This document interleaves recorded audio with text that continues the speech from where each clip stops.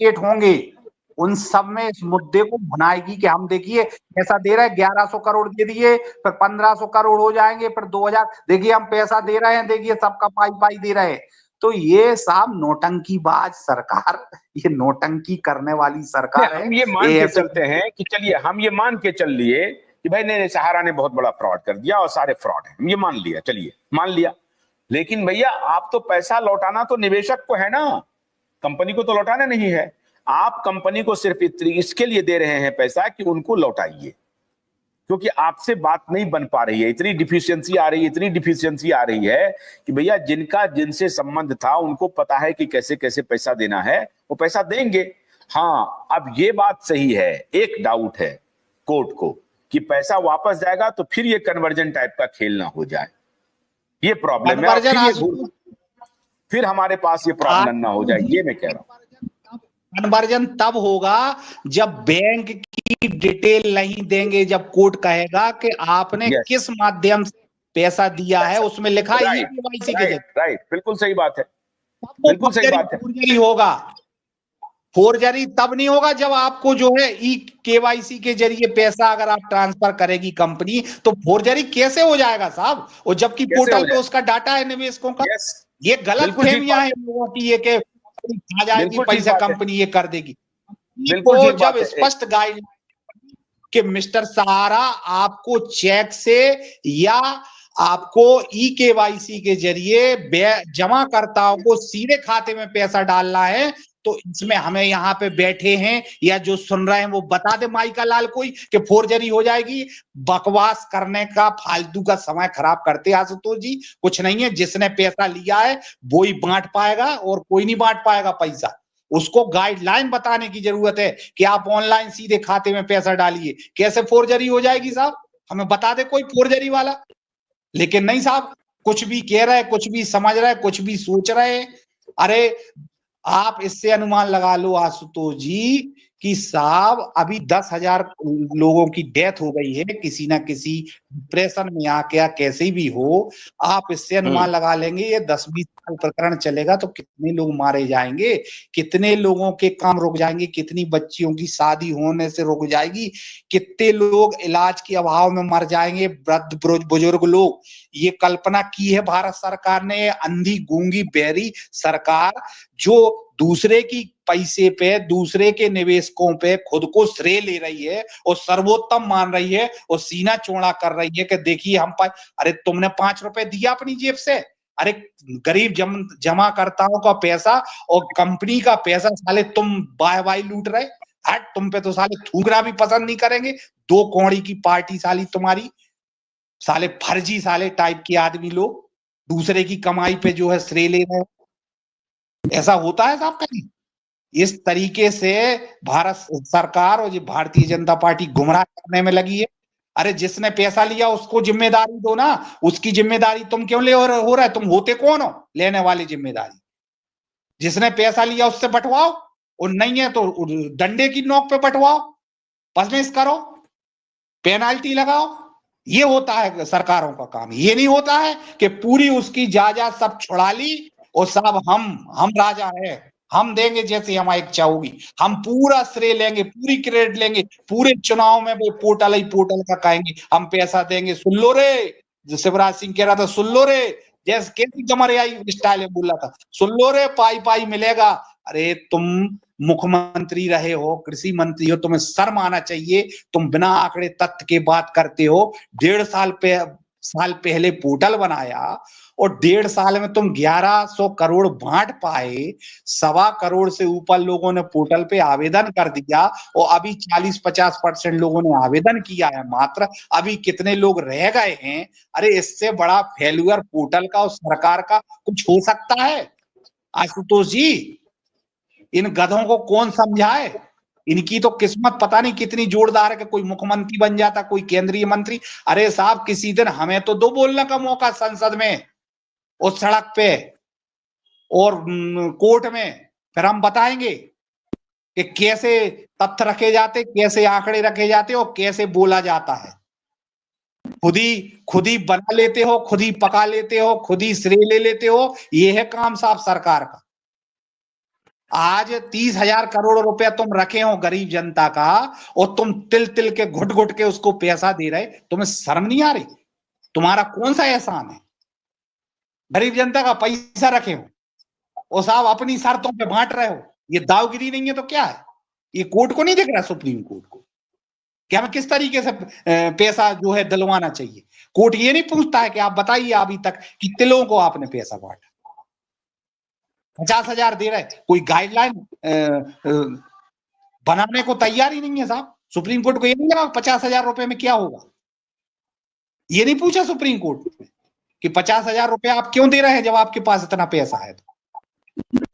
तो साहब, अच्छा, लेकिन ये जो 2 करोड़ 40 लाख रुपया जा रहा है, ये जो विजिलेंस के लिए जो जा रहा है रेड्डी साहब को, और एक जो उनके एमएकएस क्वेरी है, दोनों का, अगर ये 20 लाख है या 2 करोड़ 40 है, जो आप ही लोग बताएंगे, मुझे पक्की जानकारी नहीं है, आप बताएंगे। 2 करोड़ जो आदेश में है, जो लिखा हुआ, उसके आधार पर मैं बोल रहा हूँ। तो 2 करोड़ 40 लाख जो है वो किसका जाएगा? निवेशक का जाएगा, कंपनी का जाएगा, किसका जाएगा? 2 करोड़ 40 लाख या सरकार का जाएगा? वो उसी खाते में से पैसा कटेगा। करोड़ रुपए रिलीज हुआ है, जो 5,000 करोड़ रिलीज हुआ है उसी खाते में से पैसा कटेगा। 15 लाख रुपया रेड्डी साहब को, 5 लाख रुपया न्याय मित्र को घोषणा की गई थी। मजिस्ट्रेट साहब ने आदेश किया था, घोषणा नहीं आदेश। तो न्याय मित्र ने ये कह दिया था कि साहब ये गरीब जनता का पैसा है, ये हम हाय हत्या का पैसा लेना पसंद नहीं करेंगे।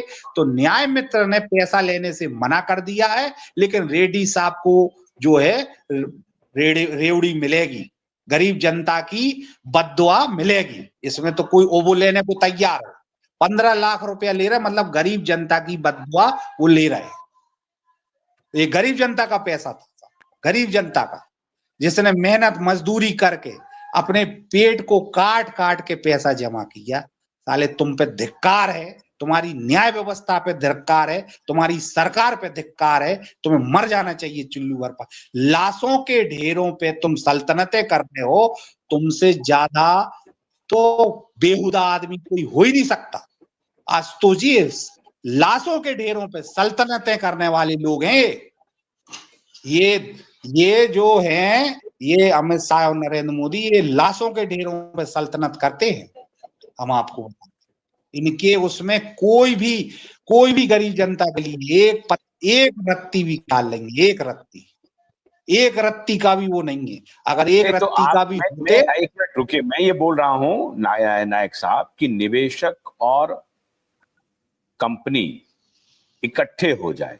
मान लीजिए कंपनी निवेशकों को साथ में ले ले और दोनों मिल करके सरकार को कहे कि मैं जो आपको पैसा दे रहा हूं, आपके पास जो पैसा है उसको जल्दी से लौटाइए। मेरे ऊपर दबाव पड़ रहा है, मेरी कंपनी बंद हो रही है, मैं परेशान हो रहा हूं, मेरे मैनेजर, मेरे सबको लोग मारने के लिए आ रहे हैं, मुकदमा कर रहे हैं, पुलिस के पास कंप्लेन कर रहे हैं। अभी मुझे कल ही मिली कि झारखंड में कई लोगों के जमीन को, संपत्ति को हड़प नहीं लिया, मतलब बिचवा करके पैसे ले लिए जिन्होंने निवेश करवाए थे। अब ऐसी घटना मुझे नहीं मालूम है एग्जैक्ट क्या है, लेकिन नागेंद्र जी बोल रहे थे कि इस तरह की घटनाएं हुई हैं कि बहुत सारे एजेंट ने जो निवेश करवाए थे, वो एजेंट बेचारे भाग रहे हैं, उनको पकड़ करके निवेशकों ने उनकी संपत्ति बिकवा करके पैसे लिए हैं। तो ये पक्ष सहारा रख सकती है कोर्ट में कि आप ये पैसे हमें दे दीजिए, हमें परेशान मत कीजिए, हम वापस कर देंगे, और इसके लिए निवेशकों को साथ में लाएं। आशुतोष जी, आपको क्या लगता है कि कंपनी निवेशकों को साथ में लाएं, निवेशकों को साथ में लाएं और अडानी को बिठा करके सरकार फाइनल करें? अभी मैं उस पर भी आऊंगा, अभी वो एक अलग कहानी है। अडानी को साथ में बिठा करके आपको अभी एक चर्चा अभी हुई है, अभी मैदान में आई है वो खबर। आशुतोष जी, आपको ये लगता है क्या कि कंपनी ने कोई कसर रखी होगी? कंपनी इतनी मूर्ख तो है नहीं है, कितने बार आवेदन लगाए होंगे कोर्ट में कि साहब हमको इतना पैसा चाहिए, साहब निवेशक परेशान हो रहे, साहब हमारे एम्प्लॉय परेशान हो रहे, साहब जरूरत लोगों को देना है, हम नहीं। ये बात क्या मैंने भी देखा, मैंने भी सुना है, खुद सुब्रत रॉय सहारा के संदेश सुने हैं कि मैं सरकार से अपील करता हूं कि वो पैसा मुझे दें ताकि मैं अपना ऑपरेशन शुरू करूं। अरे झूठ ही सही, लेकिन मान और लीजिए एक बात फ्रॉड ही था, गलत ही कर रहा था, तो सरकार का काम है रेगुलेशन करके ठीक करना, जहां गलती हो रही है उसको ठीक करते। सीरियस फ्रॉड इन्वेस्टिगेशन आप लगा देते, ये सुब्रत गड़बड़ी हो रही है उसको ठीक करो, ये गड़बड़ी हो रही है उसको ठीक करो, लेकिन सबको आप बंद करा करके खत्म कर देना तो ठीक नहीं है। लाखों लोग आज बेरोजगार हैं, लाखों लोगों का पैसा खत्म हो गया, बर्बाद हो गया, आज हजारों लोग मर गए।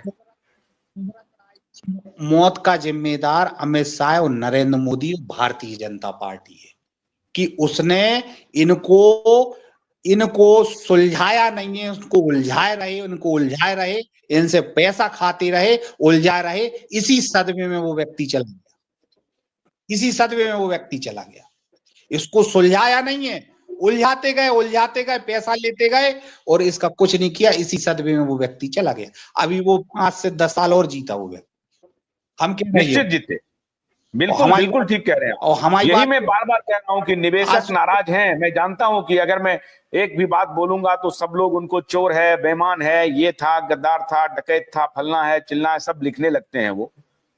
लेकिन मैं ये झेलने के लिए तैयार हूं, लेकिन मैं ये मानने के लिए तैयार नहीं हूं कि वो बड़ा ठीक है, वो बहुत सारे और भी कुछ बातें होंगी, लेकिन ये कि वो एकदम अय्यासी करके मर गए, ये कहना ठीक नहीं होगा, या निवेशकों के पैसे को देने की मंशा नहीं थी, ये अनुचित होगा। मुझे लगता है कि ये कहना बिल्कुल गलत होगा, अन्याय होगा। और 10 साल